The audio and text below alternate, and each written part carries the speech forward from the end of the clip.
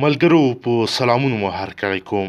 لکه څرنګه چې تاسو ورلډ کپ لوبې ولیدلې، ډېر د فساد څخه ډکې وې او ګروپ بندۍ پکې وې.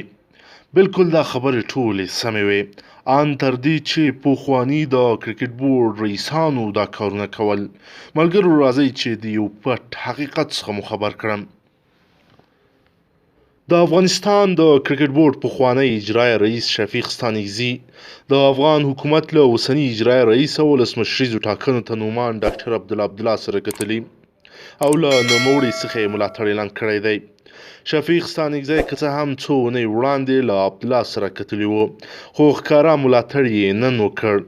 نوموړي په خپله فیسبوک پاڼه کې لیکلي دي چې ډاکټر عبدالله اسلامیت او افغانیت ته ژمن رهبر دی، د سولې لپاره هر ډول قربانۍ ته تیار دی او په خپله خبره ولاړ انسان دی.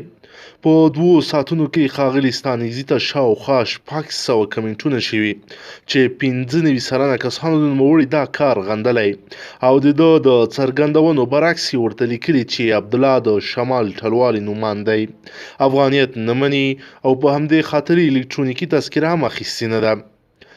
ویل کېږي د شفیق ستانکزي او ډاکټر عبدالله ترمنځ داسې معامله شوې چې نوموړي به په ټاکنو کې له عبدالله ملاتړ کوي او په بدل کې کله چې عبدالله واک ته ورسېد، شفیق ستانکزي به د کرکټ بورډ مشر ټاکي.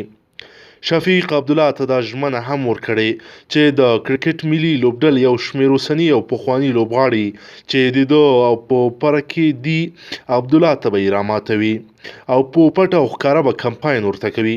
شفیق ستانکزی چې په اوسني ولسمشر محمد اشرف غني مین و او په ټویټر کې به یې ورته لیکل چې لو یو پرزیډنټ، هغه وخت له ولسمشر څخه مخ واړاوه کله چې د کرکټ بورډ له اجرایه ریاست څخه لرې شو او ورګ بیا خیال پرې را نه وړ.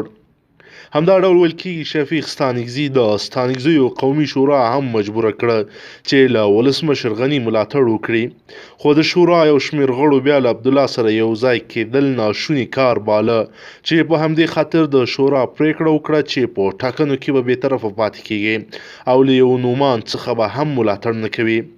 په رندۍ او چالاکۍ مشهور شفیق ستانکزی چې یو وخت نو ملي لوبډلې ژباړن و، د کرکټ بورډ تر اجرایه ریاست پورې ځان ورساوه او اوس بیا هیله لري چې کرکټ بورډ ته بیرته راشي. نوموړی د کرکټ بورډ یوازینی چارواکی نه دی چې بورډ ته د بیا راتګ هڅې کوي، بلکې تر دې مخکې الله داد نوري، حامد شینواری، نور محمد نوراد، نسیم دانش او یو شمېر نور هم له لرې کېدو وروسته بورډ ته بیرته راتګ ډېرې هڅې وکړې چې ځینې بریالي هم شول. ملګرو که چیرې ویډیو مو خوښه وي نو زموږ ویډیو در سره لایک او ضرور یې شریکه کړئ.